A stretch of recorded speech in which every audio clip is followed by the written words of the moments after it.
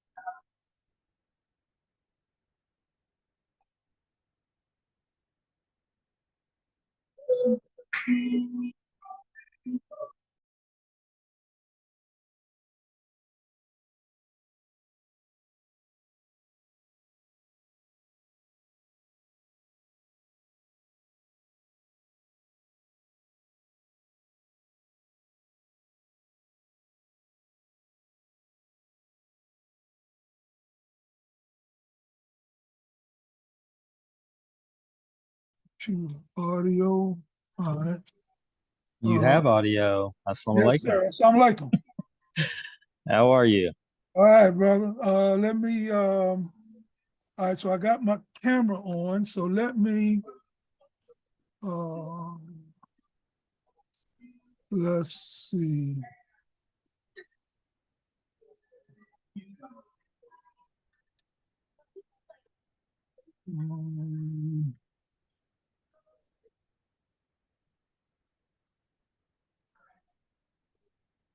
Okay, let me pull up my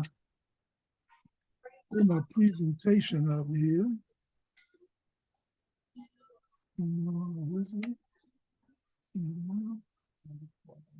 It's probably where it needs to be. That's that.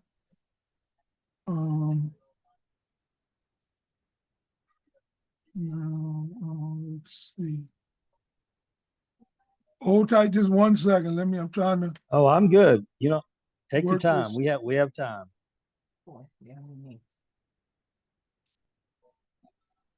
Let me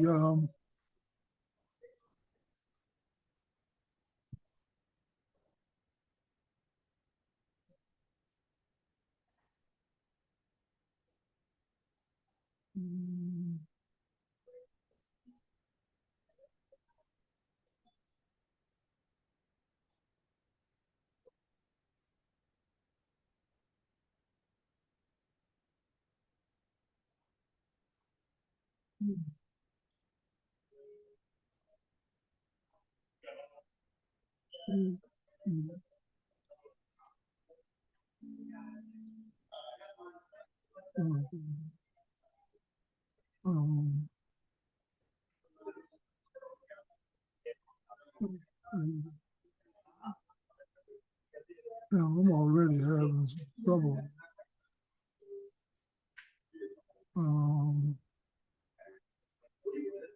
Let me see what I'm trying to do right.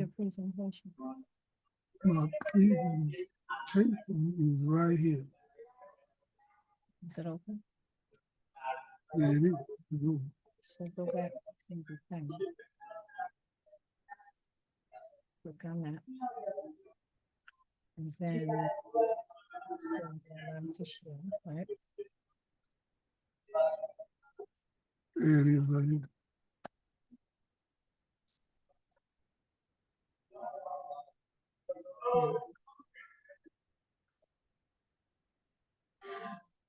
So can you? He's allowed you to share. Are you allowing me to share? Yeah, you are co-host. Okay, so. Okay, so let me see here. Click on that. Right there. Co-host is different than.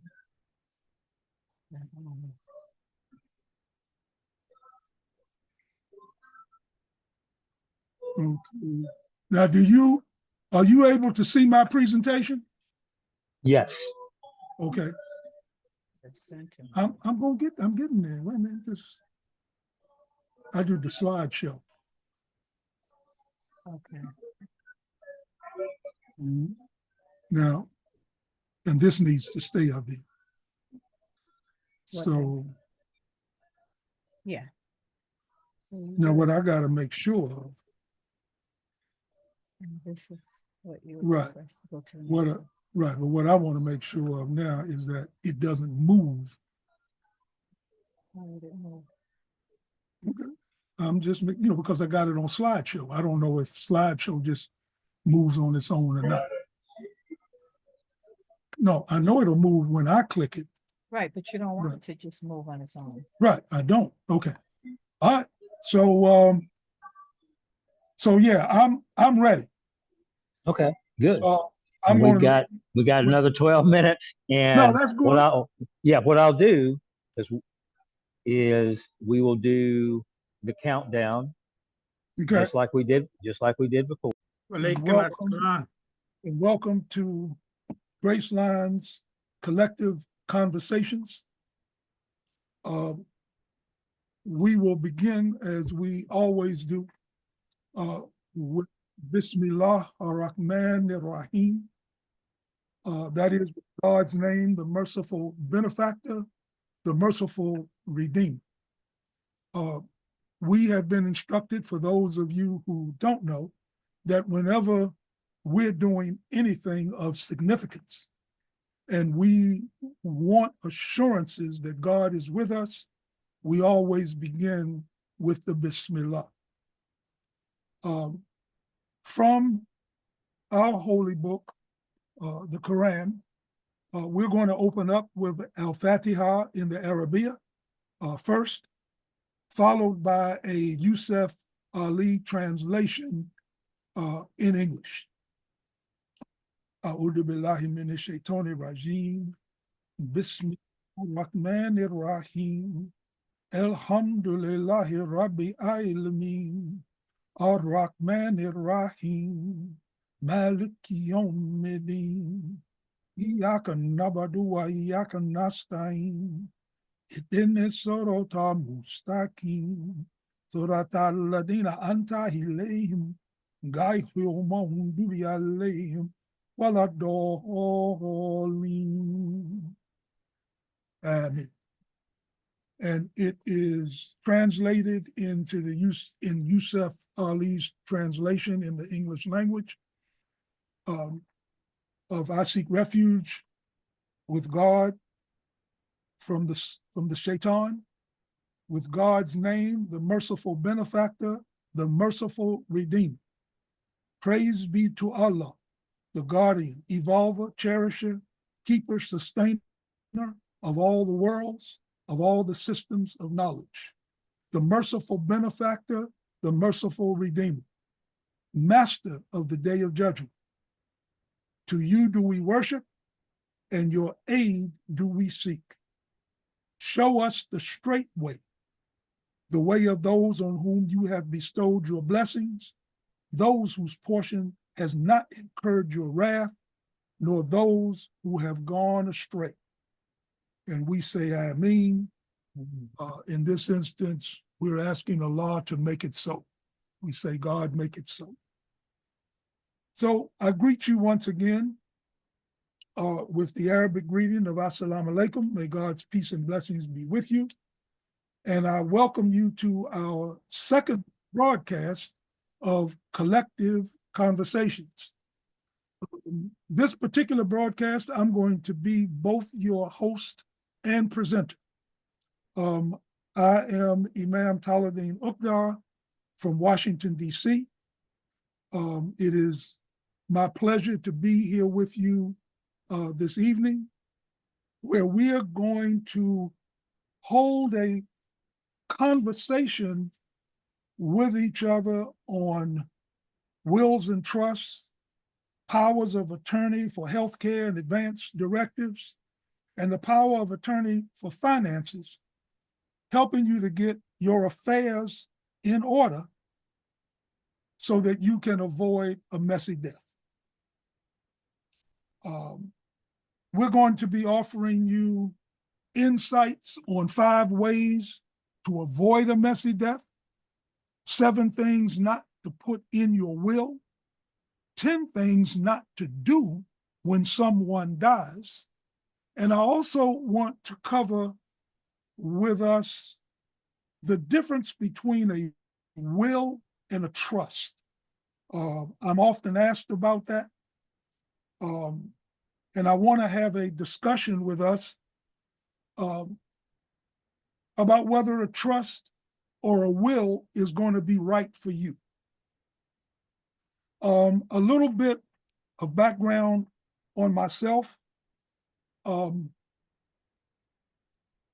an entrepreneur and a businessman. I've been one for over 55 years. And I owe my start in entrepreneurship to the Honorable Elijah Muhammad, who taught the members of the Nation of Islam. And in my instance, he taught me, and I was not a member of the nation, to do for self and kind.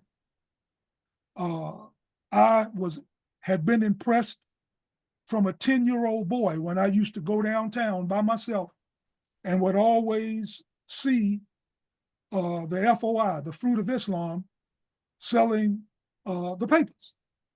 And those brothers had a way of making sure you got the paper so that they could get that quarter and take it back to the messenger. And I never failed in purchasing one because I always found it interesting. And the one thing that was interesting about it that I hope that we take away from this conversation today is the consistency. Because whenever you open that paper in the middle, always when you cracked it right in the middle, there was a full page that said, do for self and kind. If you turned on the back, there was always the 10-point plan. I think, those of you that were in the first, there were a certain number of states that you wanted the United States to grant to the Nation of Islam, where they would be able to function and operate as their own nation on the planet. So all of those things impressed me. And it was from that point that where the seed was planted. That seed began to grow under the leadership of Imam W.D. Muhammad. May Allah forgive him his sins and grant him the highest place in paradise. It was in 1982 where he taught the community that if ever you wanted to make money in business, establish a purpose other than making money, and money will come to you. And I followed that prescription, and I am a witness that it works. I wasted no time because I could show you my financial performance paper showing you annually what we made as a business. And no sooner than we established that purpose, money started coming to us where we consistently, and I would tell you for over 20 years, earned anywhere from $400,000 to $500,000 every year without fail. So I'm saying these things to you so that you understand that I have the experience not only in money, but also in life. Because a few years ago, I would tell you it's been close to 10 years now, Allah blessed me to grasp a better understanding of how we need to plan for our final days, not only for ourselves, but for our families. And so I first presented to the the Conference of National Imams in Greensboro, North Carolina in 2019. It was well received, and it's been nonstop for me ever since.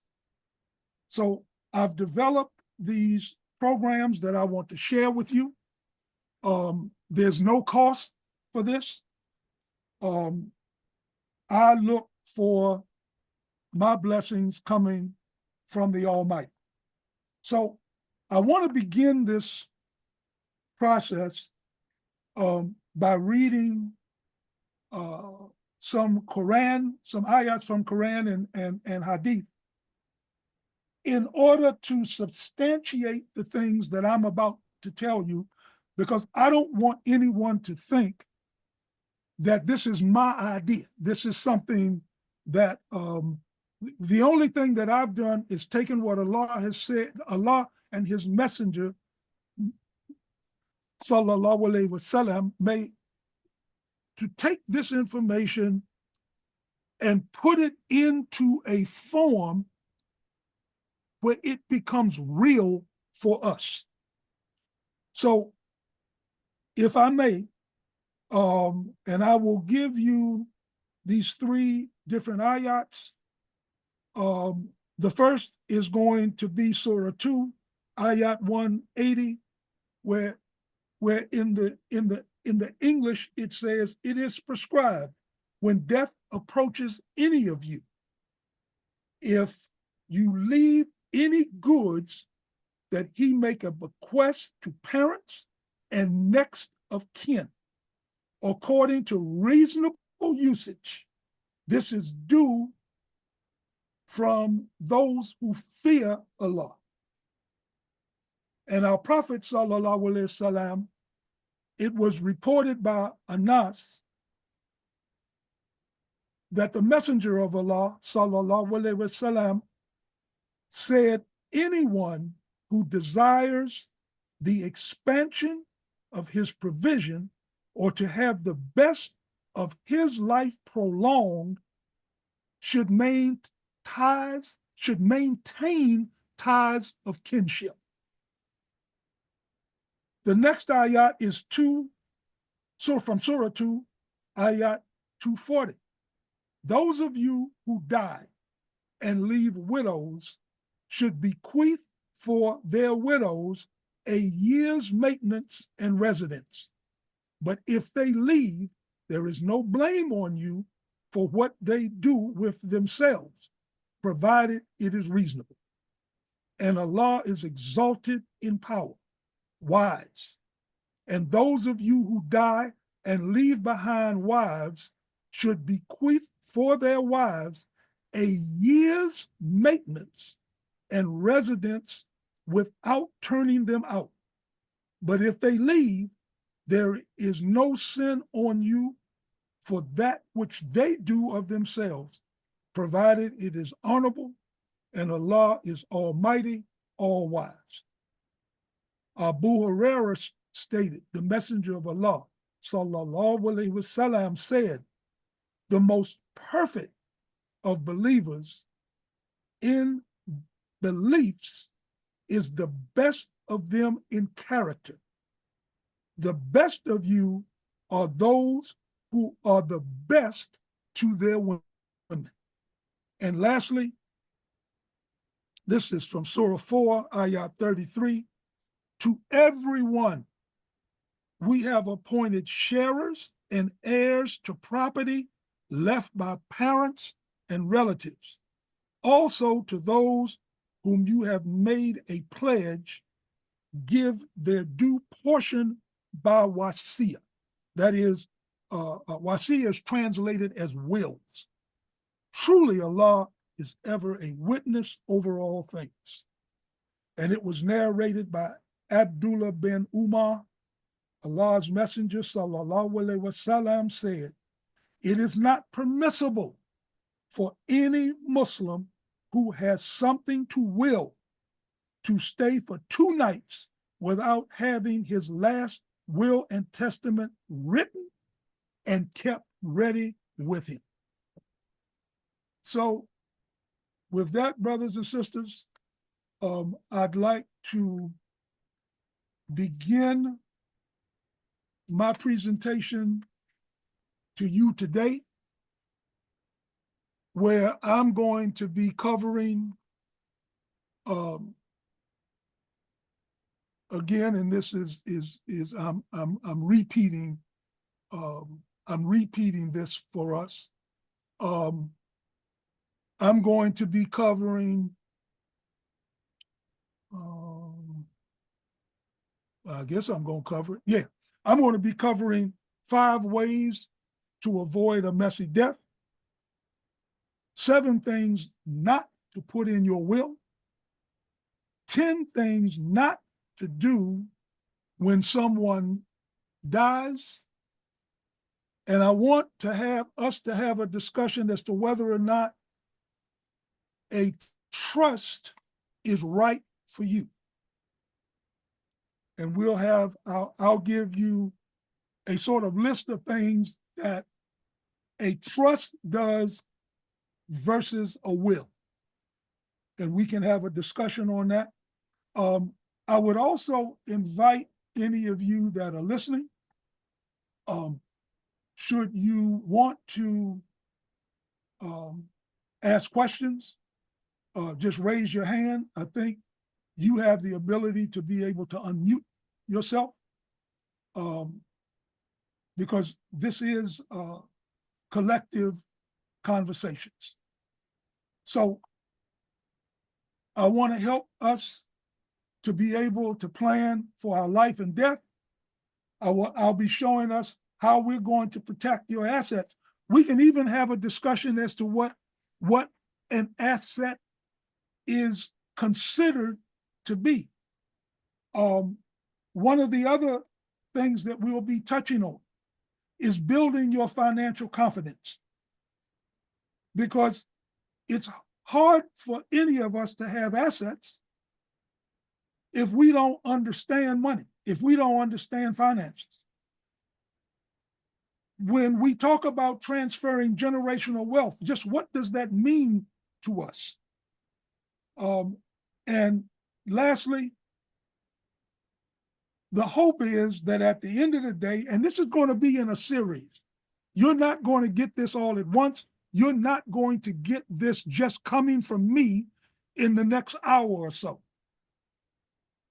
But if we keep having these programs like we plan on doing, and you keep coming back, we're going to show you how to be able to improve your money life. So here's where we want to start.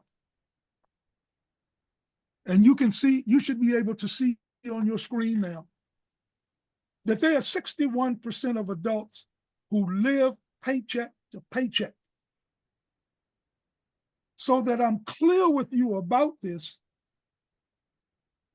statistically, anywhere from 69 to 72% of those people make over $100,000 a year. Still living paycheck to paycheck. I stress that because most people think when you are talking about living paycheck to paycheck, that we're talking about people who may be making $30, $40, $50, $60,000 a year. 72% of that 61% is living paycheck to paycheck, and they're making over $100,000. So it's not just those of us who are on the lower end, but even those who are making more money than us are still struggling. 7 out of 10 people have a bank account in their name only. Why is that important? Should you die tonight, if you have a bank account in your name only, how is anyone in your family going to be able to get to it? It will be a long and arduous process that they will have to go through in order to be able, for you to be able to get their money out of the account. One of the simplest things that you can do if you find yourself in this position, there's 2 things you can do. The first I would suggest is that the account be made a joint account. That is, someone else's name be on the account. You can have that name on the account, and the bank can restrict what it is that they can do. So that person doesn't, for example, does not have to be on your checks. You can withhold that person from having a debit card. If you're in a position where you don't trust anyone to be on your account, then the best suggestion I can offer to you is to do one of two things. You can walk into any financial institution anywhere in America tomorrow morning and ask for a pay on death form or a POD. This is a document that every financial institution has that you can fill out, and it will say that upon my death, a person that you will be able to walk into your bank with their identification and a death certificate, and the bank will automatically give them access to your account. The other thing that you can do, and some banks call it this, you can go into the bank and tell them you want to put someone that you name as a beneficiary onto your account, so that when you die, that person would be able to walk into the bank with a copy of the death certificate and their identification, and the bank would immediately give them access to your account. One of the biggest conversations that we want to have is about the 68% of people who die without a will or a trust. In other words, they leave nothing behind to say to their loved ones what they want to have happen to their assets. Now, we know, or I know, in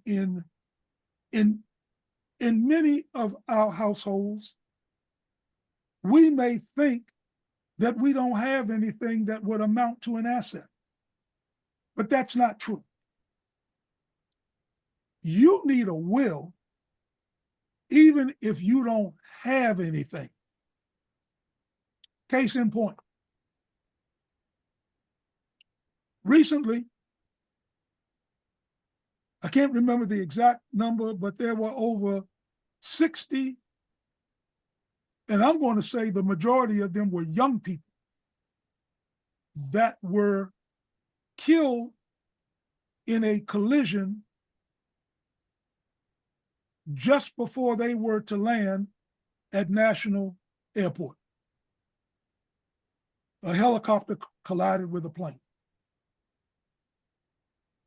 We oftentimes think that a young person really doesn't need a will. We think of wills more as something that older people need. Well, in this particular case, I want you to consider that those young people, one of whom I knew, 30-year-old woman, law degree from Harvard, scheduled to start teaching at Howard University in the fall, 30 years old, no will. We would often think, well, you know, she was 30, she just graduated, she was just starting on a job, or hadn't even started the job. What sort of assets could she possibly have to leave in a will? The plane she was on was an American Airlines plane. The helicopter that collided with them was a U.S. Army Black Hawk, I think they said it was. So you've got the federal government on one hand, along with American Airlines on the other, both of whom are going to be sued. Those young people, those people who did not have wills, they are leaving it up to a court to decide who is going to handle the tens of thousands, hundreds of thousands, millions of dollars that you would think they would be scheduled to receive by suing American Airlines and the federal government for a wrongful death. That's something that I want us to think about. For those of you with children who may not have a will, whether they're over the age of consent, over 18 years old, or they're under 18 years old, they need to have a will. They need to be able to appoint in their will a person that they want to handle their estate should they meet a wrongful death where somebody else is responsible. And lastly, 74% of people die without burial arrangements. Now, for us as Muslims, I can tell you that's a sad state of affairs. A sad state of affairs. Because we know as a community that there are many of our brothers and sisters who have been buried in non-traditional Islamic burials. They've been cremated. I've known some whose bodies have been displayed as in a wake at Christian churches. We have to start making rearrangements for our funerals and our burials, particularly for those of us who come from families of Christian background. We need to have those arrangements in place. And one of the things that I'm going to talk to us about this evening, see how you made out. making those arrangements, we want to make sure that we have them placed in the right document. That is to say, most of us think we need to put our funeral and burial arrangements in our will. I submit to you that where it needs to go is in your healthcare power of attorney and your advance directive. That is what you may have heard is a living will. The advance directive is the one that says to the doctors, the nurses, the nursing home, wherever you may be receiving palliative care, or you may be in hospice.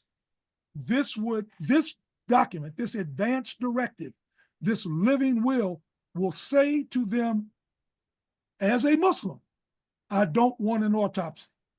I don't want my organs, my tissue, my eyeballs. I don't want them donated.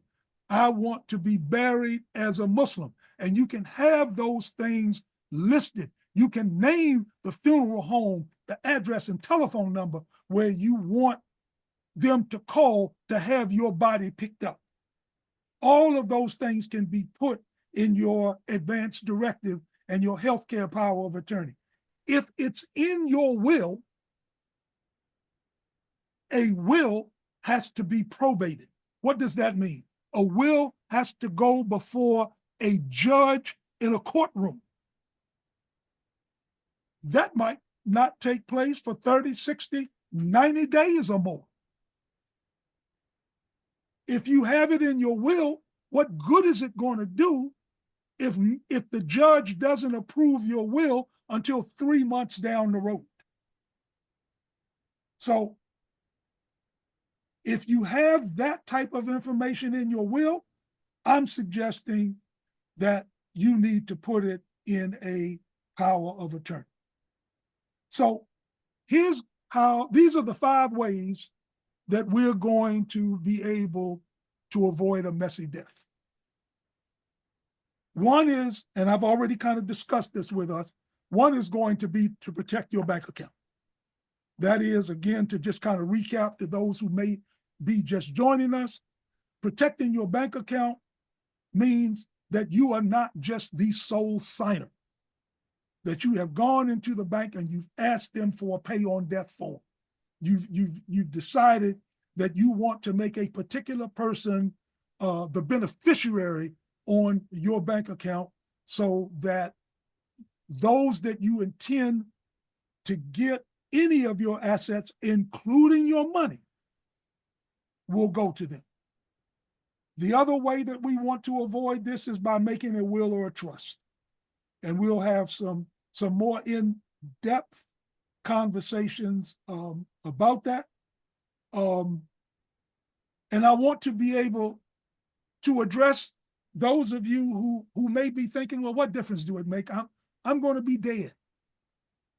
Well, we hope to be able to offer you at least the opportunity to be able to change your mind, how it's going to be a benefit to your family members. We'll talk about creating the financial power of attorney. What is that? That is a notarized document that you can present to any financial institution that says, should I become incapacitated? Should I be unconscious? Should I not be able to make any financial decisions on my own? I am appointing this person or their successor, that is, people to follow, to be able to handle my finances. Should I become incapacitated and can't make these decisions on my own? That's going to become important, because if you find yourself in an extended hospitalization, who's going to pay your rent? Who's going to pay your mortgage, your car note if you have one, the cable bill? Who's going to pay those bills that you normally pay if you're not able to pay them for themselves, if you're not able to pay them for yourself? And then I've already spoken somewhat about creating a healthcare power of attorney with the advance directive. And I've spoken on planning for your funeral and burial arrangements. Now, should you have this will, should you have this document that will spell out first who you want to act as your executor or executrix. The only difference is, like anything else, an executor is a male that you want to represent you. An executrix is a female that you want to represent you. If you don't like that language, you can call all of them in any state a personal representative. That way, you're not using language that you may not fully understand. I think all of us can understand personal representative. So you've got this will.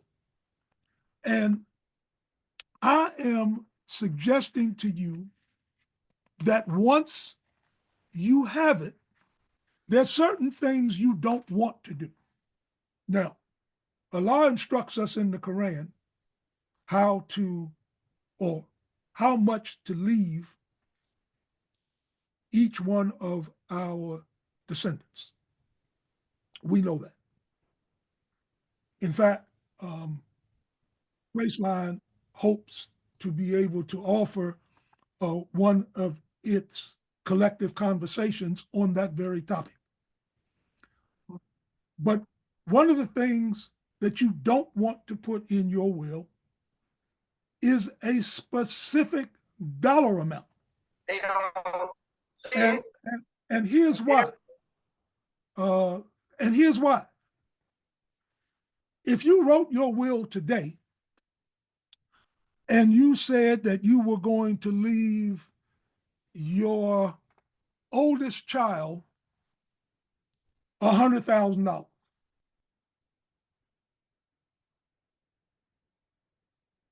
you die 3, 4, 5 years from now, and there's only $90,000 in your account. You can't leave them what you don't have. If you had that same 100,000 and decided that you were going to leave a substantial portion to one or two individuals, if that money is not there when you die, they can't get, not only can they not get what you don't have, but anything else that you decided to leave others, they'll get nothing. So what is recommended is that instead of leaving specific dollar amounts, leave percentages. In fact, if I'm translating ayats in Quran correctly, Allah uses fractions. 1/3, 2/3, twice as much, etc. 1/3, 2/3 fractions are the same as percentages. It's just a different mathematical process that you use in order to convert one to the other. So I'm recommending that you leave percentages. In your will, do not leave passwords, usernames, passwords, things of that nature. That should be on a separate document. Why? Because a will is a public document. What does that mean? That means on your death, upon your death, within a certain number, some states have a certain number of days that your will needs to be filed with the court. Once that will is filed with the court, that document becomes public. Meaning, anybody with a last name can go down to the court and request to see the will of anyone that has been, any will that has been filed with the court. They go down, they see your will, and you've got your usernames and passwords in there. Don't do that. Leave that out. I mentioned this before, but for the benefit of those who may have just joined us, do not leave funeral instructions in your will. The reason being that it's going to take time before that will is actually filed with the court and for the judge to say, yes, this person is going to be the personal representative for the estate of the deceased. But you've already been buried. You may have left specific funeral instructions in there that were not carried out because no one knew it. Now, I put this one in, firearms, because I had the experience. I had a member of my family who passed away, and they had a registered firearm with a concealed carry permit. This was in another state. When we found out that he had passed, we went to the home to make arrangements for his affairs. And we found his gun permit. We found his concealed carry permit, but we didn't find the gun. We found an empty case that the gun was in. But you don't want to put things like that, like a firearm, or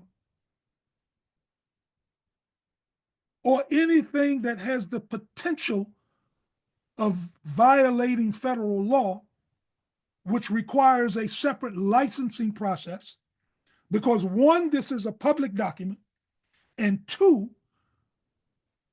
you don't want to be responsible for passing along a dangerous weapon to someone that the law may say should not have it.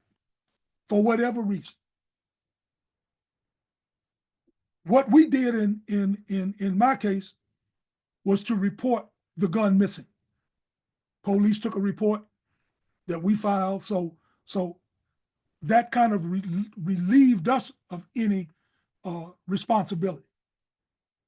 The other thing that you don't want to put in your will is a conditional inheritance. Now, what is that? Let's say that you have a child who's married and you want to protect that child and your assets in the event that your child and their spouse get divorced. So you may think it's a good thing to add a conditional inheritance to your will, stating that your son or your daughter-in-law will only receive their share if they remain married to your child.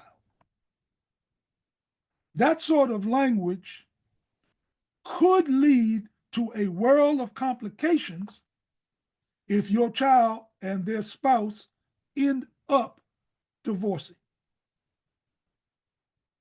And you would be in a world of hurt. Well, not you, because you'll be dead, but your inheritors would be in a world of hurt because the divorced party, I'm sorry, y'all.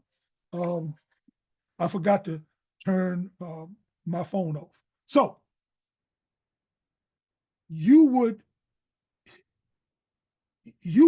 have family members who you may have intended to get part of your assets,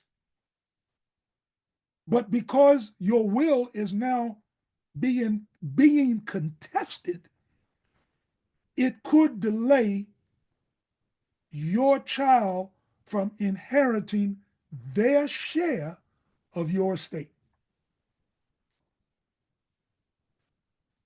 There is a way around that, and we'll discuss that shortly. But I want to get to number 6 here, and that is accounts. You don't want to put in your will accounts that don't need to go through probate. So let's say you've got $50,000 in a savings account at your bank. Go into the bank and establish a beneficiary on that saving account. That way, the beneficiary will be able to go into the bank, present a death certificate, their identification, and have immediate access to that bank account. The other thing you want to consider, and these are terms that we often confuse, but they are different. Your retirement account can name a beneficiary. Your retirement account. That is, and you're going to see this because, particularly, across the country, you retired from the federal government. I mean, who knows now, you may or may not get that retirement that you're entitled to. We don't even know if we're going to, if Social Security is going to continue to be dropped into our accounts. But things that you can create beneficiaries for should not be put into your will. If you do it, all you're going to do is to delay the process. I'm not going to spend a lot of time on pets as beneficiaries because I don't know a lot of Muslims who have pets, but you and I have all heard of people who will leave their assets to their pets. I mean, in some cases, we've heard of not just tens of thousands, but millions of dollars that has been left to a pet. Don't do anything like that. All right, so moving along. These are, now this is general information. These are 10 things not to do when someone dies.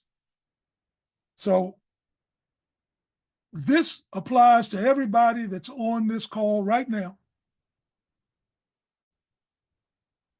who may lose a loved one today or or yesterday, tomorrow, or any time that you may be called upon as a member of the family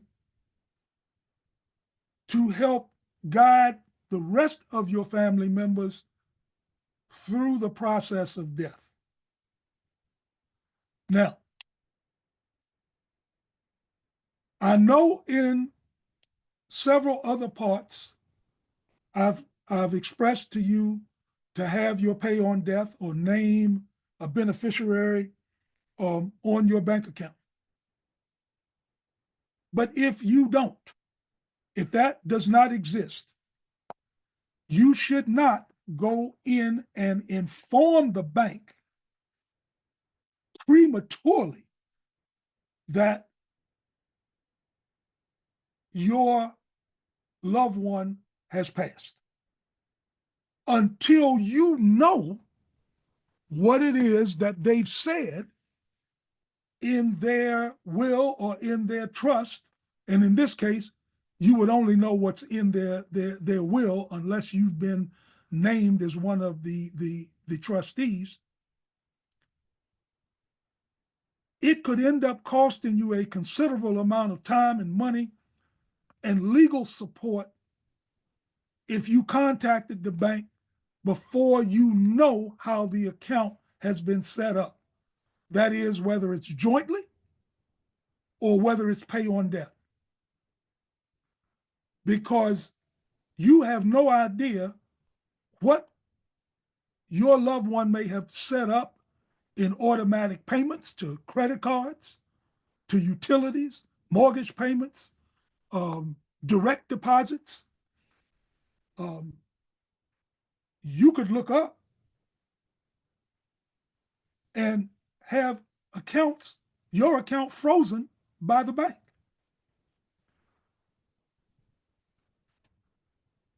It's also you do not want to wait. Do not wait to call Social Security. And I'm going to discuss these two at the same time. And do not wait to call your loved one's pension. Not the retirement, but the pension.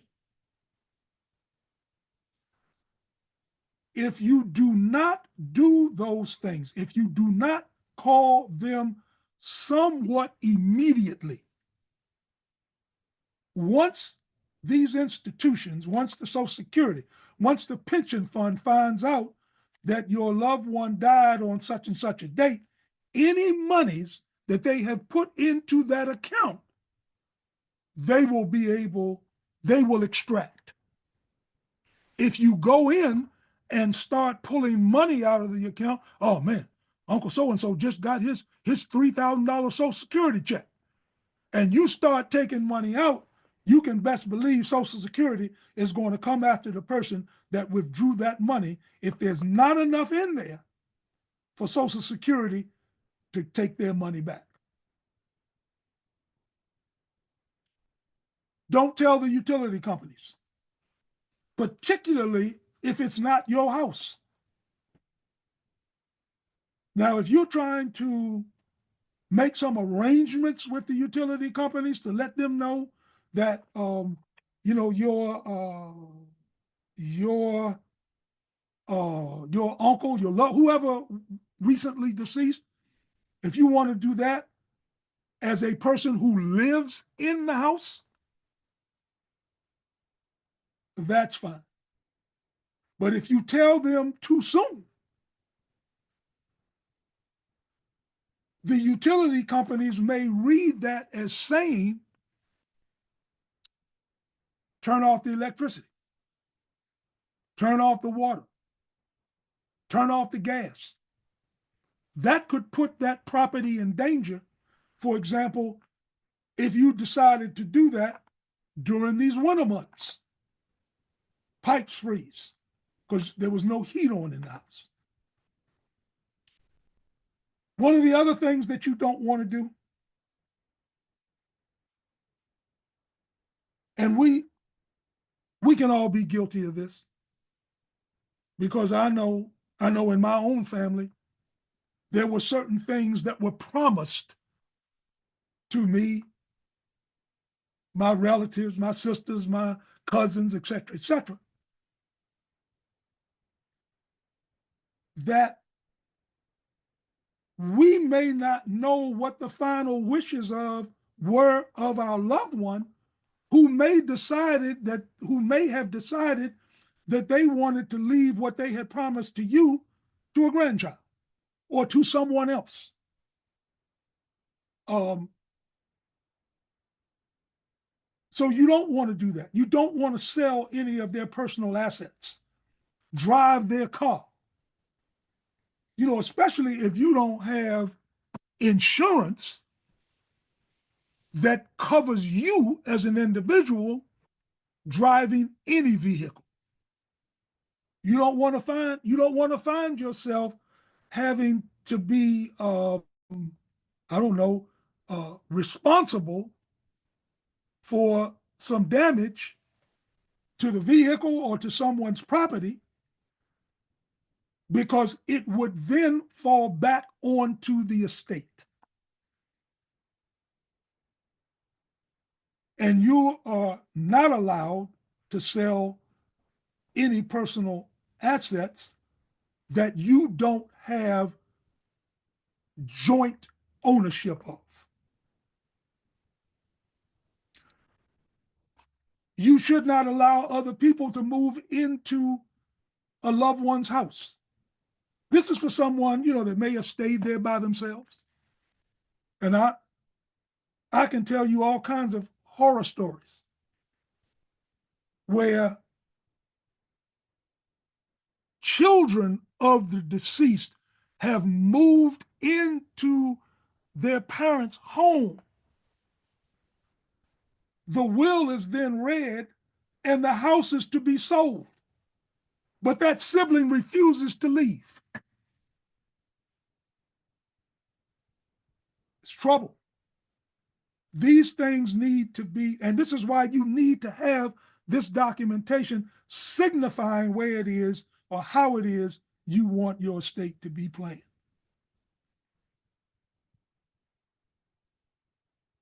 Don't let the homeowner's insurance lapse.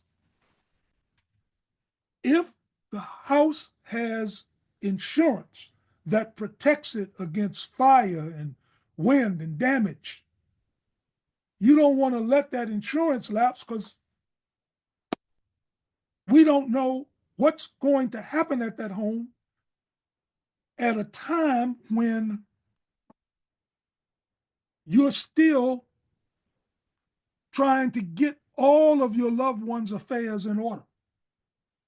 And essentially, what I'm saying to us as individuals is, and we can talk about this privately at any time you wish, but if you found yourself in a position where you have been given this responsibility,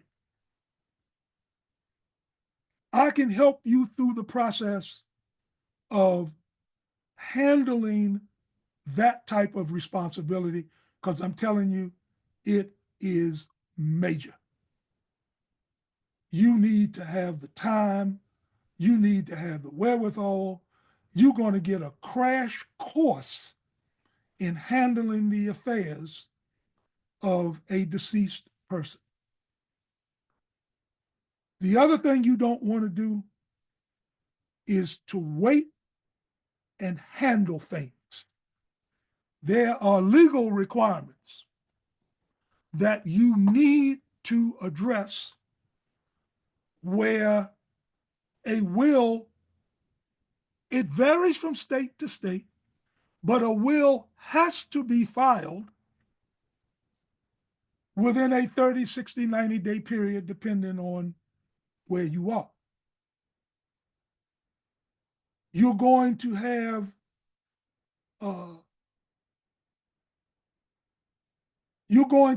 to take the opportunity as best you can to pull together all of the insurance policies, bank statements.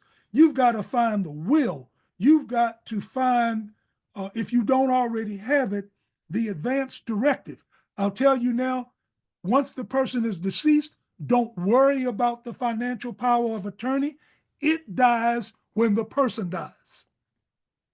But you've also got, now this is the time you need to be pulling together any titles for the vehicle. You need to have a list. We need to have a list of separate usernames and passwords. The phone, Apple, if you have an Apple phone, Apple has, and you can find this online, write down legacy account. Legacy account. Apple offers a form that you can fill out that will give your loved ones access to your Apple phone after your death. All right, so if you've got a phone that requires a password, or God forbid, facial recognition, how you gonna access that phone?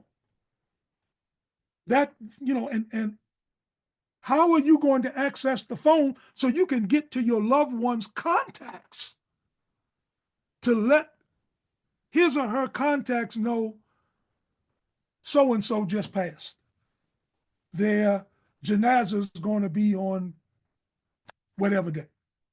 So you're going to need to have this type of process. And I can tell you that documentation is going to be the key. You're going to have a file. You're going to have separate files for everything that is done.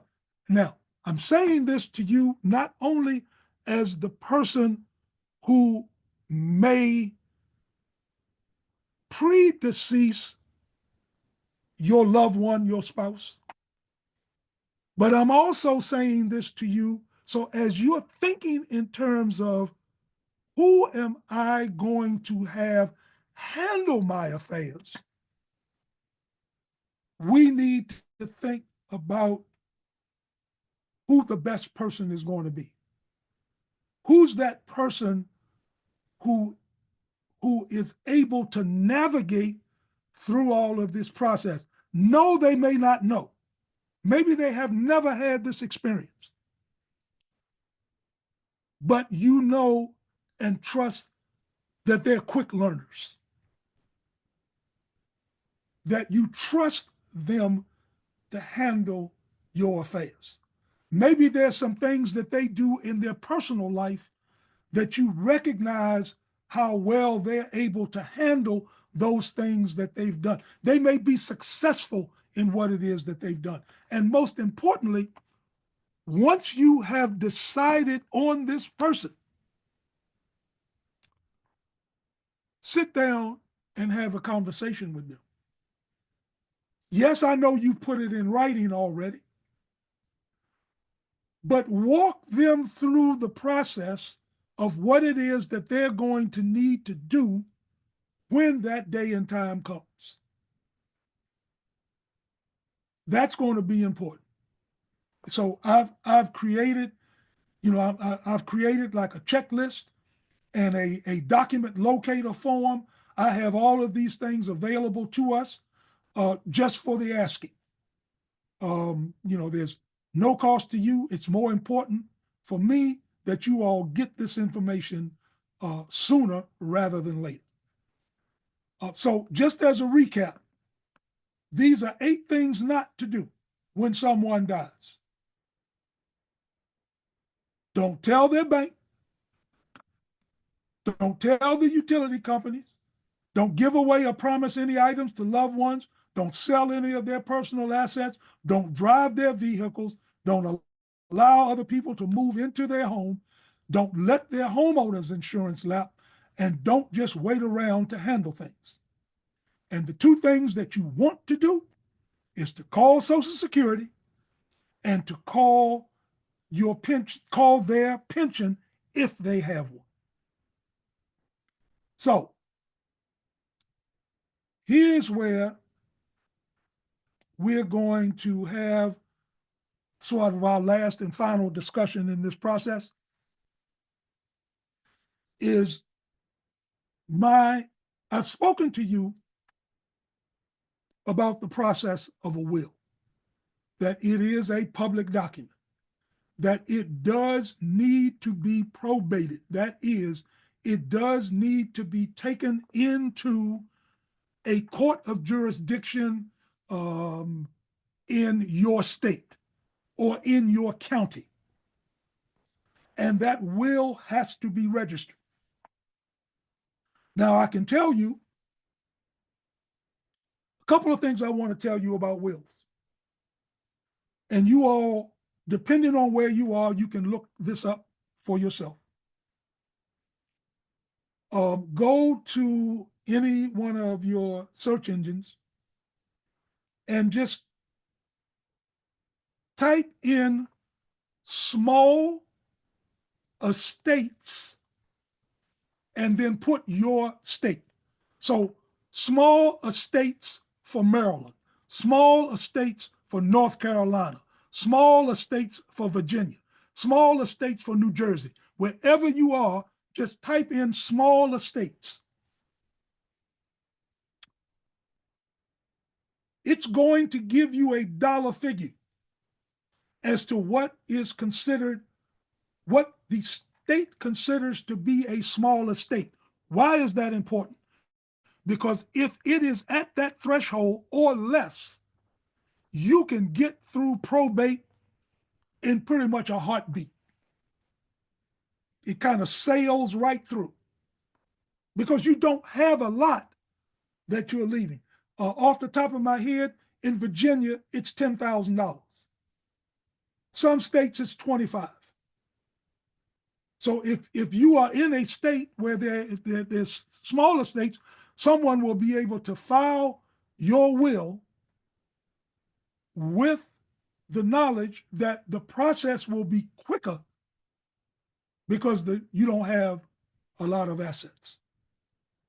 The other thing that will happen, and I spoke of this earlier, if you should choose to leave percentages of your money as opposed to dollar amounts, because you'd be hard pressed to tell a court in Virginia that the estate is worth less than $10,000, but the will says you're going to leave $10,000 to one of your loved ones.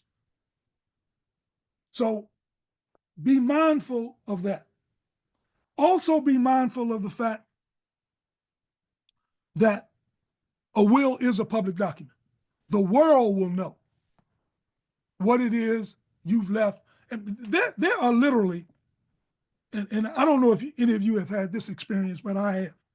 You can go down to the probate courts, to the place where you file your will, and there are literally people hanging around reading death notices, asking to see the will of such and such a person. And they're looking for specific things. Most of what they're looking for is how real estate is to be dispersed. So somebody may want to step in once they read that you have passed. Someone may want to step in and try to buy the property. Well, you may say, well, the will hasn't been probated. That's true. But that doesn't mean somebody's not going to step in and try to buy the property, and that there's not going to be somebody in your family who's willing to sell the property. And all it's doing at the end of the day is tying up your loved one's estate.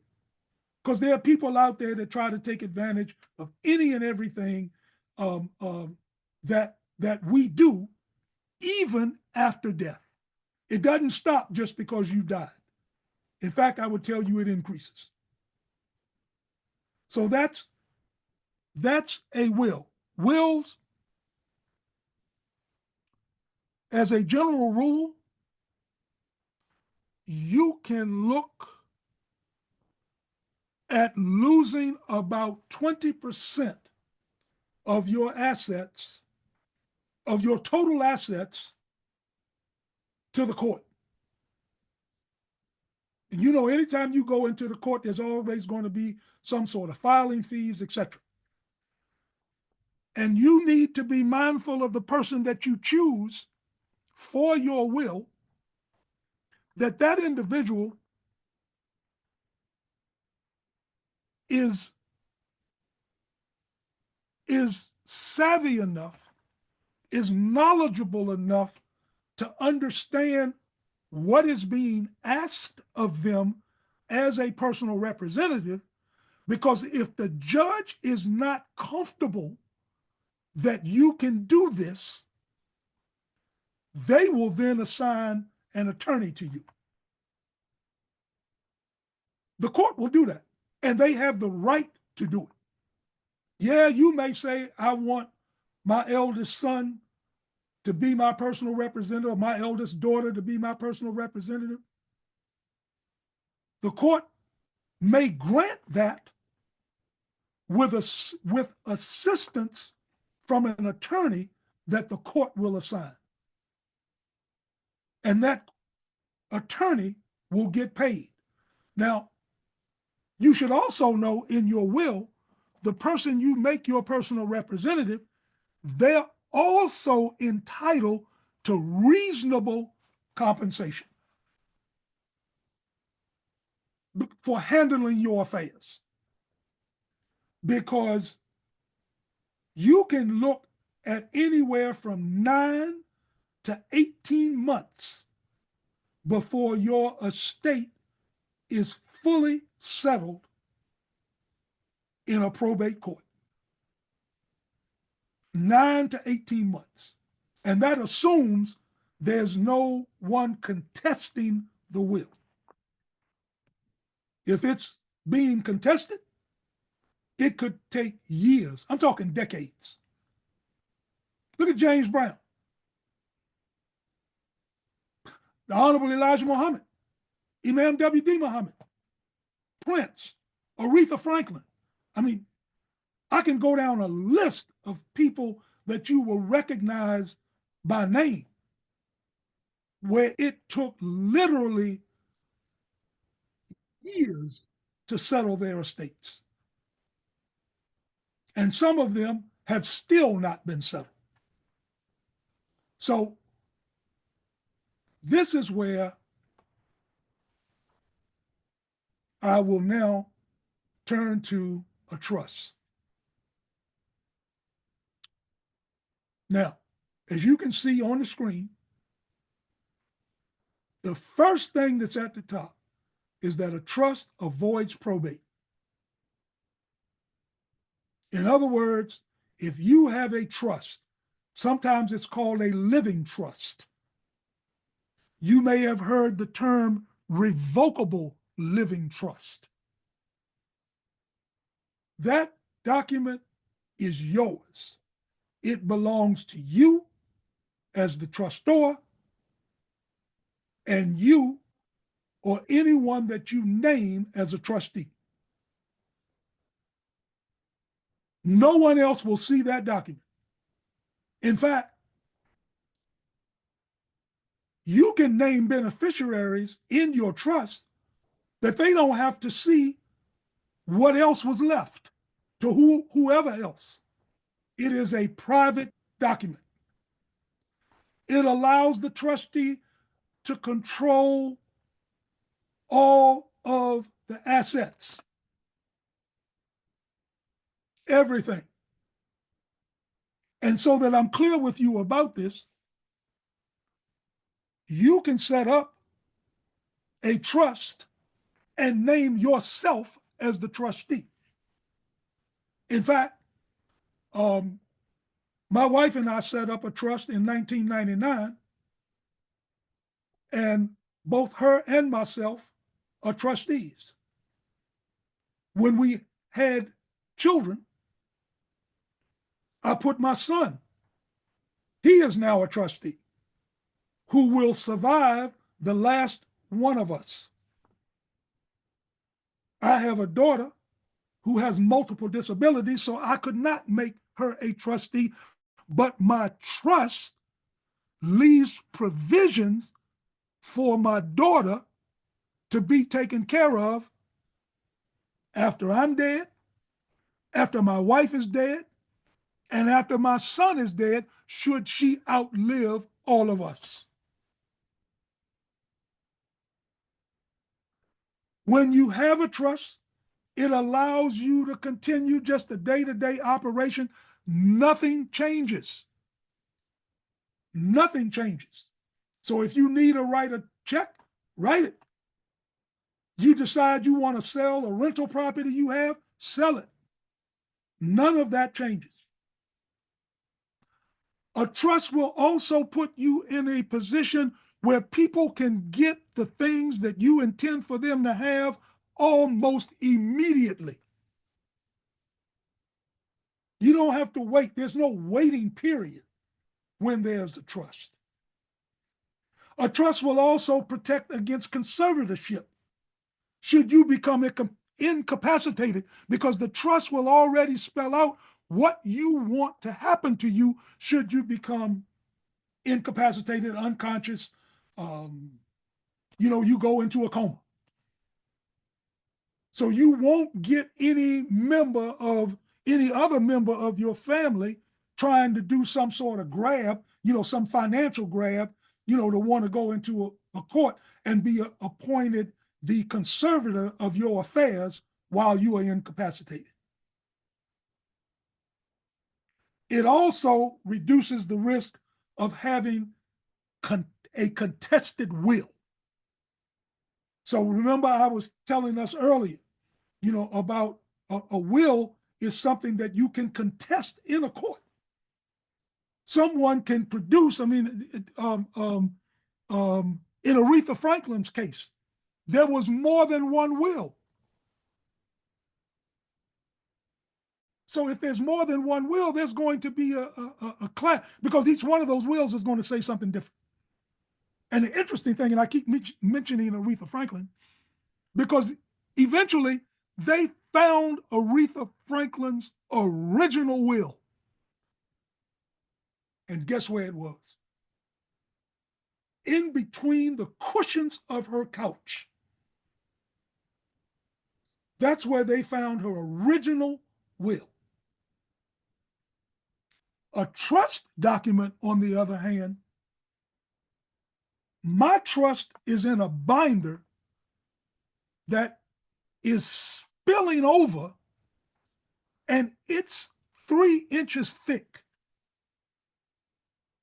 I've got to get a larger one for it. Not that I have a lot of assets, but there's a lot of explanation in the trust as to what it is we want to happen should this happen.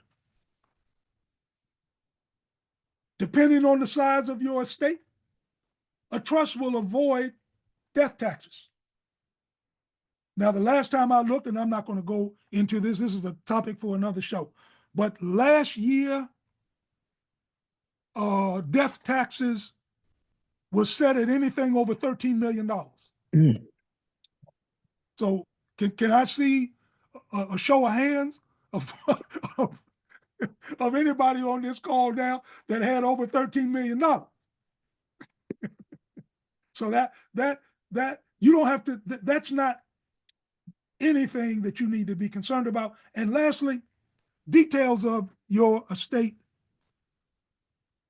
unlike a will not be open to the public. You won't have to worry about getting letters and emails and texts from people who want to buy your house for pennies on the dollar. You know, so those are, and lastly, I'll say this, and then we can open this up for conversation, questions, comments, anything of that nature. When you have this this trust, you're the one who's going to be able to control the property. But the most important thing, I know people to this day, and I still have to check on them from time to time to make sure that they have done this. Setting up a trust is easy peasy. Anyone can do it. But here's where the work comes in. Once you set up your trust, you have got to fund it. That is, you've got to take time. By example, right now you own a home. You and your wife, you own a home. Your name is on the deed, her name is on the deed. If you want to establish a trust, you are going to have to go into a title company and take your notarized trust documents in there. You don't have to take the whole thing. When I take my trust documents in, it's not but a total of 3 pages. One page it's actually 2 pages. It's front and back on one, and then the notarized page. That's all you need to take in to the title company that establishes your trust that you want to fund by putting your home into the trust. You can do the same thing with your bank account. Your bank accounts. You can put your savings accounts in the trust. All of my accounts, except my business account, is in the name of the trust. So when I die, my wife or my son or any of the successors that I've named can walk into the bank and do whatever they want to do with the money that's in there. Here's one example that a trust will do. And this is in our trust. My wife and I, whenever we would travel, particularly on airlines, we would fly separately. And at the time we were doing it, we did it because our trust did not have a number of successor agents, successor trustees, should something happen to both of us. Now, this was before my son was born. So my son just graduated from a university in Barcelona, Spain. When we went to his graduation, I flew over by myself. My wife and other family members, my sister, my daughter, other family members, flew over separately from me. And when we came back, my family stayed. I flew back alone so that our lineage wouldn't be wiped out. Now, what a trust also allowed us to do, and we were able to do this when we amended our trust in 2016 to put our son on there.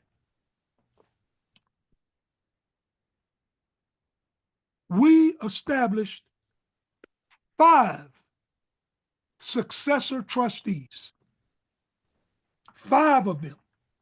And the reason we chose that many is so that we don't have to continue going back so often to review our trust. We have 5 so that if something happens to the first successor, the second one would step up, and so forth and so on. When we went to change our trust in 2016, we found out 2 of our successor agents had passed away. They were of no earthly good to us at that point. So it is important that should you decide to establish a trust, that you do so with the intention of funding the trust. Because if there's nothing in the trust, you don't have one. All you've got is just a bunch of words on a page. Something has to go in the trust in order for you to claim that you have one. So that is going to conclude my presentation to us today. I pray Allah that you all have gathered something from this. I do recognize that it is a whole lot of information that you may have never heard before. So I want to leave you with this. I talked about the 5 things that we're going to need: the will and the trust, power of attorney in healthcare, power of attorney for finances, and making your burial arrangements. My suggestion to us is for you to begin at the lowest hanging fruit. I've provided to many of you that's on this call now, and those of you who don't, you'll be able to reach out to me and I will get that information to you at no cost to yourself. I can get you a sample will, a sample power of attorney for financial affairs, a power of attorney for healthcare and advance directive. And if you're local, I can recommend to you either a funeral homes or cemeteries where you can start to look into making arrangements for your funeral and burial services. So with that, I would like to have folk to either raise their hand or open up your mic and ask any questions that I may be able to answer for you. I would, and I should have done this. Earlier, but I do have to give us or offer to us a disclaimer that the views that have been expressed here by myself today as your host and presenter are my own and not the official position of Graceline Community Incorporated, nor is anything we say here a substitute for professional financial services or legal advice. So with that, we can open up the floor for any questions or comments that you all may have.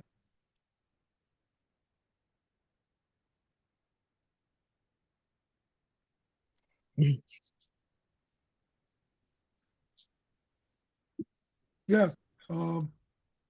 All I can see on here is someone coming on as iPhone. Did you have,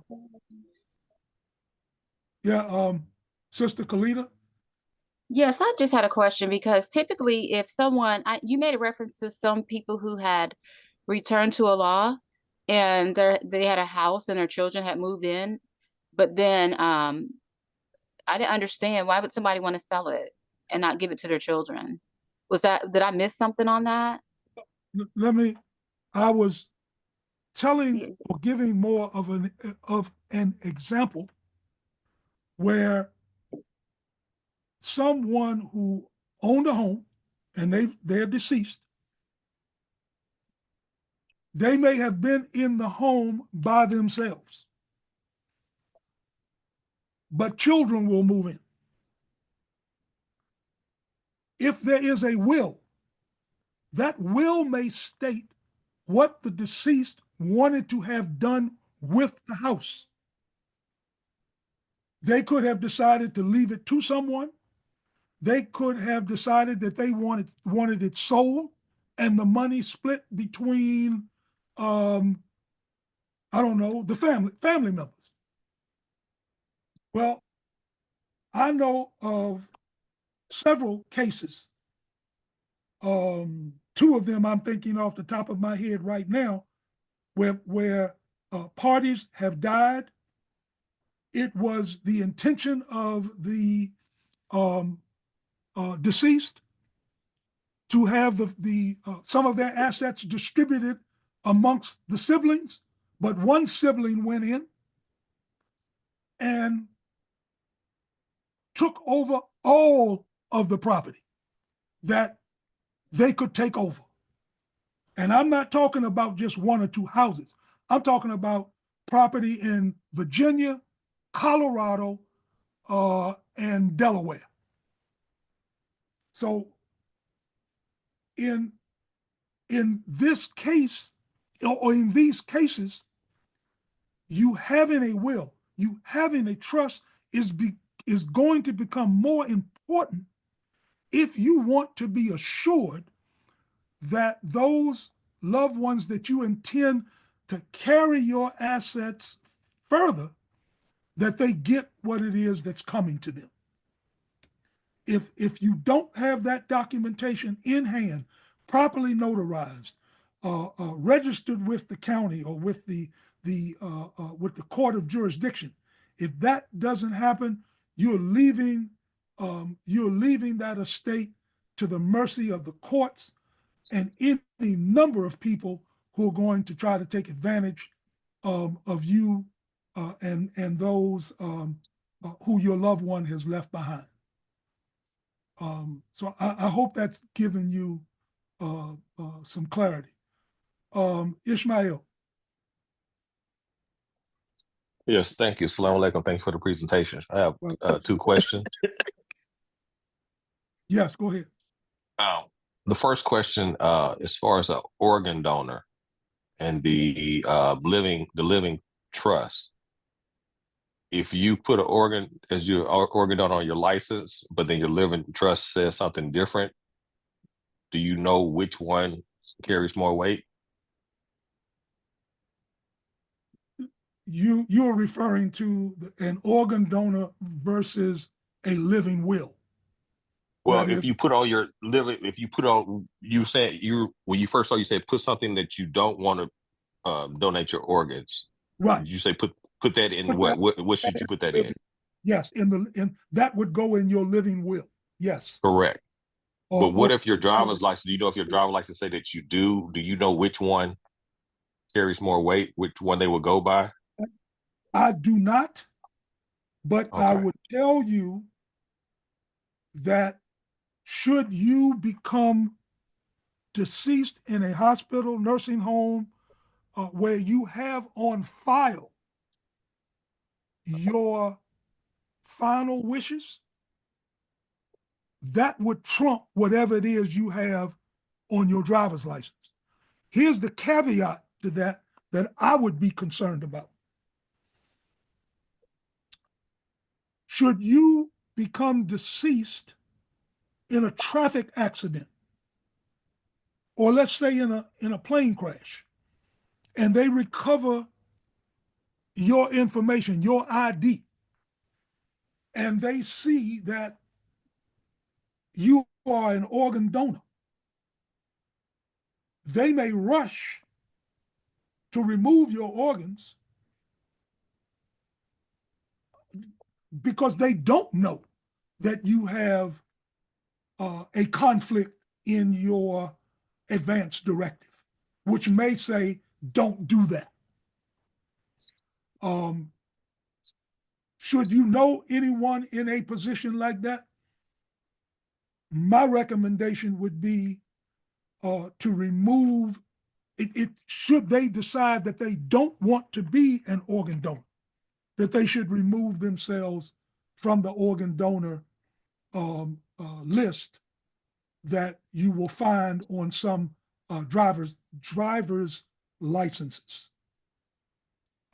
But if you're in a hospital, nursing home, palliative care, hospice, anything of that nature, should you file your advance directive, that's what they're going to operate from. Thank you. Yes. And my second question, you were saying this may be end up being a series. Is that correct? Yes. Alhamdulillah. Because I know when it comes to Islamic inheritance, we're growing as a community and getting more knowledge, and we need ways to find alternatives, because according to Islamic inheritance, if someone is a non-Muslim or a stepchild or an adopted child, they are not to get inheritance. So I do believe as a community, we need to talk about those things and what to put in our trust or wills in order to have alternatives to that. And that's just my thoughts. Looking forward to it. Thank you. And you're correct. It is worthy of discussion. I did 2 sets of documents, for Muslims, and matter of fact, I did 1, 2, 3. I've done, off the top of my head, I've done 3 documents for Muslims in 2 different jurisdictions where I used the Quranic formula that Allah has dictated in Quran. So yes, that's a little bit more work to do. Depending on the number of children there are, and ascendants and descendants, and how that's done. I would also point out to us that there is at least a third of your estate that you have discretion over. And one of the things I want to stress to us, particularly any of us who find ourselves in a position where we don't have ascendants or descendants, to give serious consideration to, and I know this is how other organizations have built themselves up, is if there's no one for you to leave your assets to, consider your Muslim community. I can name any number of think tanks in America that I receive solicitations from to leave any portion of my estate to them, to those private think tanks. We could do the same thing to help grow our community. Most definitely endowments. Yes, sir. I agree.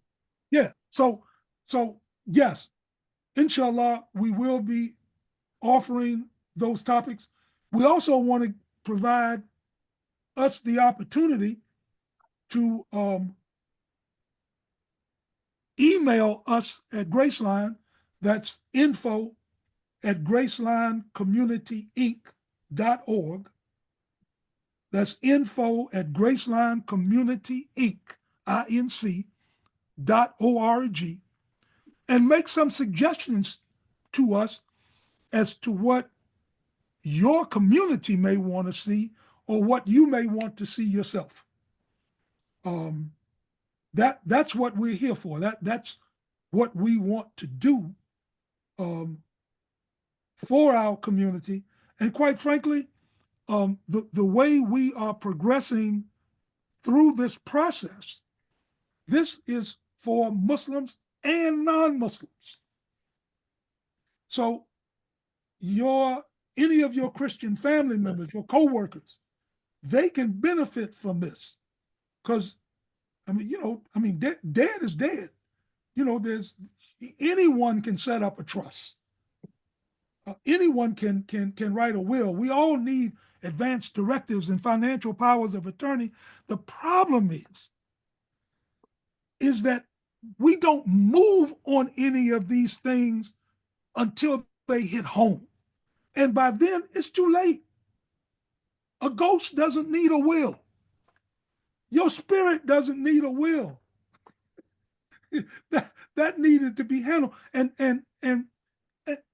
again, I will just point out to us real quickly, and for those of you that may want to write it down, Surah 2, Ayat 180, Surah 2, Ayat 240, Surah 4, Ayat 33. Allah tells us in Quran what to do.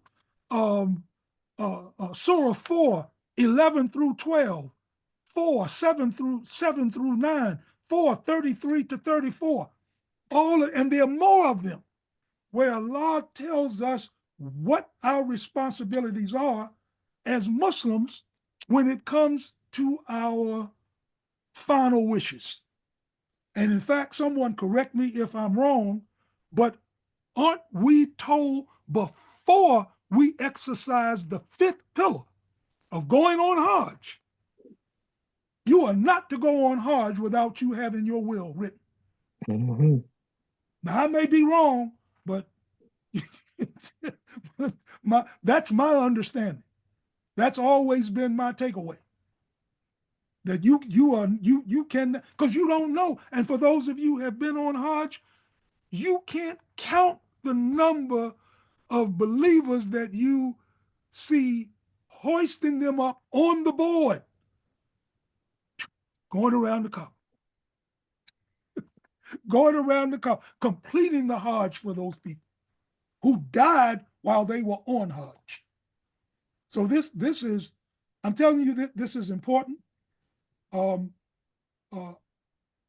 want to keep repeating this to us like a broken record until I know that we have gotten our affairs in order, so that we can start building something not only for ourselves but for our loved ones and our community. That's what generational wealth building is all about. So, I've got to encourage us to keep moving in that same direction. If you all would allow me, we can certainly continue this conversation, but there are a couple of announcements I would ask that you all allow me to make. Again, this was our second broadcast of Collective Conversations, which we are going to bring you live on Mondays, inshallah. 6 o'clock Central Time, 7 o'clock Eastern, 4 o'clock on Pacific, and 5 on Mountain Time. We will be discussing, I can't promise you that we'll have our next conversation on the 24th, but we're going to be diligently working on it. For 5 consecutive Saturdays, starting March 1st through the 29th, this is during the month of Ramadan, Graceline is going to be offering 30-minute sessions starting at 11 a.m., 10 a.m. Central. We'll be offering 30-minute sessions during the blessed month of Ramadan, inshallah, on topics that 5 different presenters are going to make. If you go to gracelinecommunity.org, you will see what those topics are. Lastly, but not least, we are also going to invite you to join our brother Imam Adam Baya every Thursday morning for Money Sense. That begins at 8 a.m. Eastern Standard Time on AM 360. That's every Thursday morning, 8 a.m. On AM 360. And for those of you who are in a position to write, and I apologize for not having put this in the chat earlier, you can call in on 515-605-9891. That's 515-605-9891.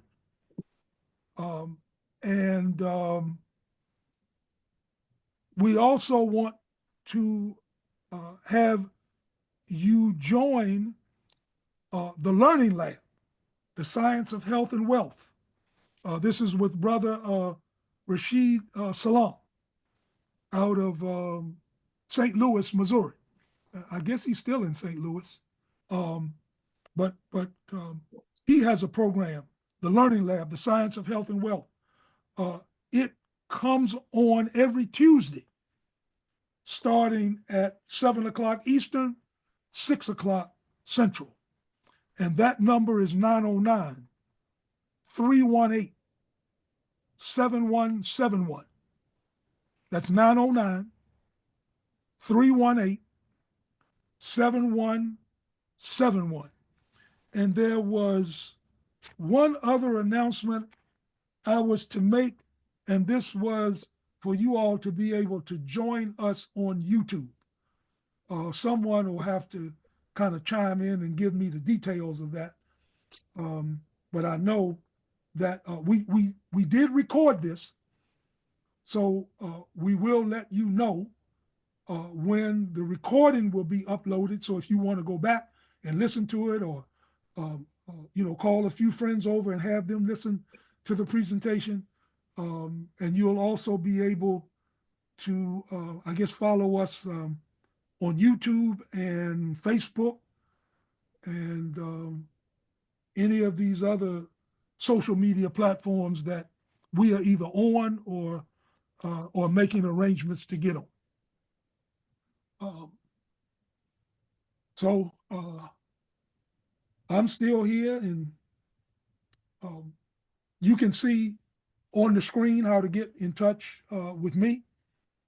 And I'm inviting you to do so for a free checklist to kind of see where you are in the process by going to avoidmessydeath.com. So are there any other questions, comments? Please feel free to unmute yourself,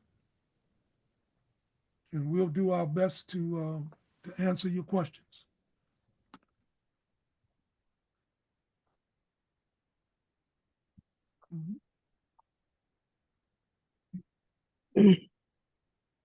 In hearing none, it is now 8:45. We started, I guess it's 8:45. It's I have one. 7:45. Yeah, Sister Kalita, did you have another question?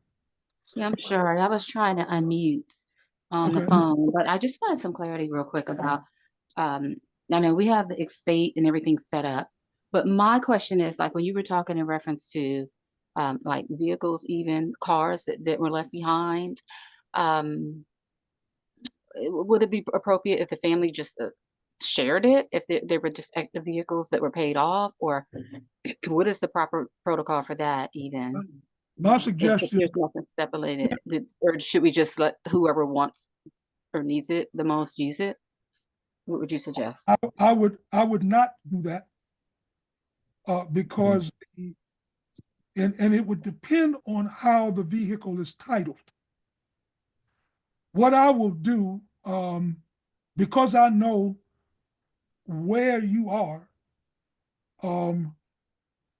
let me get an answer for you for your state because I've seen it.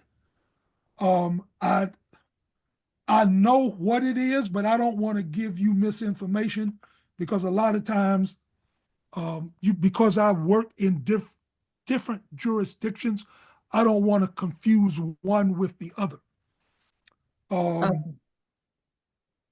Yeah, so let me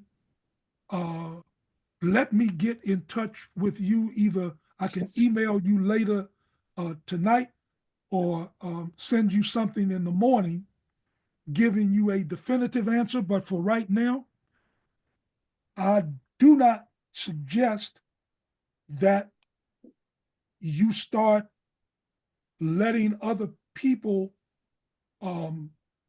drive those vehicles until you have complied with state law as it relates to how those vehicles need to be transferred over to someone. And that I'm presuming is that there was nothing left in a will or some other document that said what was to happen to that vehicle. Well, one of them weren't signed, so I'm not quite sure if that's the case or not, but there wasn't a clear. I have Okay. to talk with my sisters, but from Right. my understanding, Okay. we were looking at who needed it and have asked for it. So we're I understand what you need to be seeing. concerned about. What you need to be concerned about is someone using that vehicle that is titled to someone other than the driver, particularly if that driver does not have liability and collision. The estate would then be responsible should there be an accident where there are injuries or death. So that's what you need to be careful of, because if you give that vehicle, to a family member for their use, and they have an accident in it, whether it's their fault or not, the liability is going to fall to the estate, to the person to whom that vehicle was titled. And then, of course, they'll also sue the driver individually. But Okay, thank you. give me 24 hours to at least get you to get you information on what the state says you should do.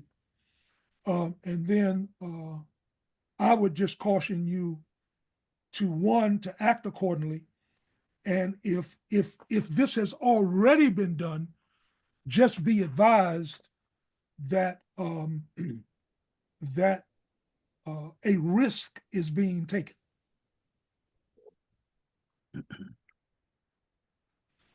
Okay. I hope that. Assalamu alaikum, Brother Tyler. Yes. This is Brother Shabazz.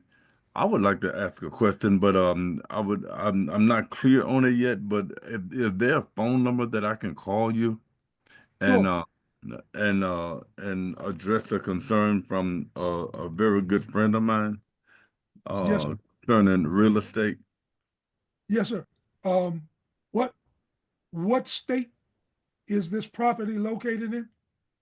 In Mississippi. Mississippi. Okay. Yes, you can. You can, let's see. I tell you what, I'll go ahead. It's 202 Oh, okay. 421 Mm-hmm. 8945. Okay. 4-5. Yeah, 202 421 8945. Got And it. I would ask that you reach out to me tomorrow Yes, sir. because I came on before I had dinner. And while you may not have um, heard my stomach growling, I'd, Me, me I'd and like you, the we're on the opportunity. same page for that one, my brother. Yes, sir. So yeah, please reach out to me tomorrow. And I will also get back to you, Sister Kalita, with if I'll call you early, inshallah. that inshallah that'll be fine. Yes, sir. And once you give me the particulars of what it is. So while I'm thinking about it too, one last thing I want to let you all know, because I did this for a client as well, in Washington, D.C. Washington, D.C. has a mechanism, and this could apply to other states as well. They have a mechanism where you can, while you are still alive, transfer your property on death so that it doesn't even have to go into any sort of probate. You can, it's in Washington, D.C., it is a 3-page document. One page is telling them who you want to transfer it to, and it allows you to actually transfer it to 2 people in case the first person dies. The other is giving a legal description of the property, which I found on the deed, and you take those documents down to the recorder of deeds. In some states, you take it to the courthouse, wherever that information is recorded, and you file that transfer on death. In DC, it's less than $50 to do that. You can also, Kalita, I'm going to check on this for you as well, because there are some states where you can transfer title to vehicles to other people, but what's going to be required in your case is if the vehicle is titled to an individual who is still alive, they're the only person that'll be able to do that. You can't transfer anything to someone else if that person is no longer living. That's just not going to work. But if you own the property, if you own the vehicle at the time you transfer it, there is a process in some states where you can transfer a deed to a property to another person. You can also transfer a vehicle to another person. So I hope that addresses those things. Yes. Brother Charlie, do you know anything about retirement or Social Security money being taxed? And I only ask that because these retirement funds are taken from all of us, all individuals while they're working, but and you're taxed, you pay taxes on it, and then they're taxed again Yes. when the person retires. So is there anything that can be done about that, or do you have any ideas about how to deal with that? Well, couple of things. One, I would suggest that you check the amount of Social Security that you're receiving, or just look on if you're over 65, or if you're getting SSI, look on your Medicare card and see whether you have parts A and B. If you only have A, Social Security is deducting 100, I don't know, I think it might be somewhere now up to about $180 something a month from your Social Security to cover your Medicare Part B. Part A is the hospital. Part B is going to cover things like when you have to go to the doctor. Now, when you check and you find that they're taking out Part B, check with your state to see whether or not they have a program where they will pay for Part B. Well, you know, If they do, then I'm suggesting you go into that program, because Social Security at the present time will reimburse you for money that they have already taken out, depending on when you file. yes, you know, the thing about living in Mississippi is that the amount of money that you are allowed to make for state medical benefits is so low. I think it's about $1,200. If you make anything over $1,200, then up to 1,200, something like that, you know. Now, you talking about SSI? Um, Because well, SSI SSI is different. You is know, like stability insurance.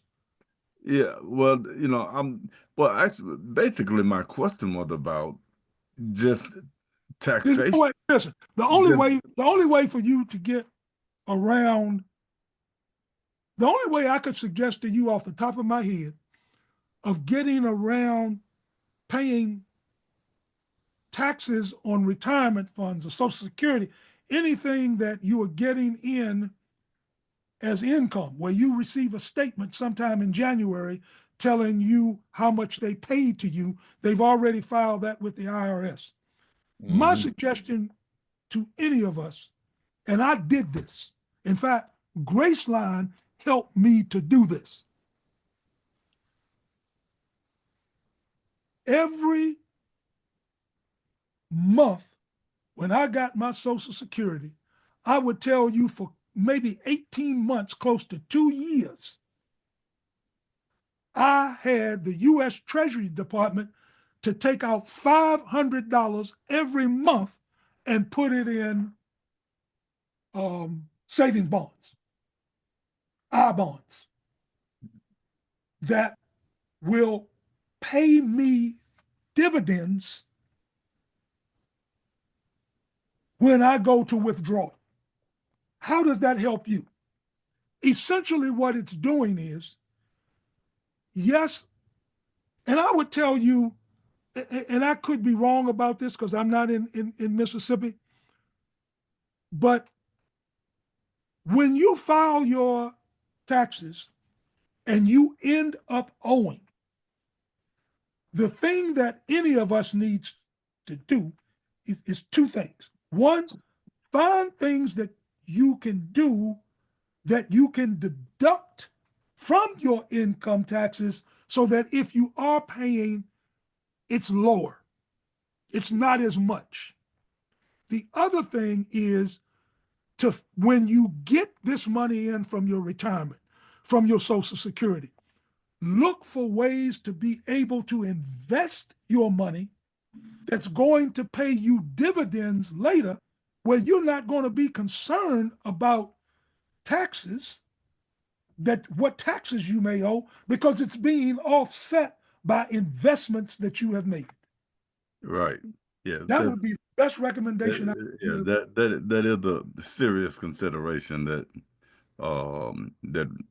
that I've been really considering doing, and I would suggest you keep exploring those things that you can afford, because anything that you invest in, you want to be able to put that money in there and not even think about it. yeah, exactly. Because we have a situation right now that is coming down the pike that is affecting, they've always said that when things like inflation and recession and things of this nature hit the country, for the most part, Washington, D.C. has been immune. But I just learned today, because we have always been, not just now, we have always been a federal city. People are losing their good government jobs. And in the last 90 days, there have been about 2,500 houses listed in the District of Columbia, and about close to 500 of them have been within the last 2 months. And so I'm saying all this to us to say this. It has always been a rule of thumb that we should all try and have anywhere from 4 to 6 months of savings in our account to cover us should we lose our jobs. That's 6 months of mortgage or rent, car notes, credit card bills. I mean, things of that nature.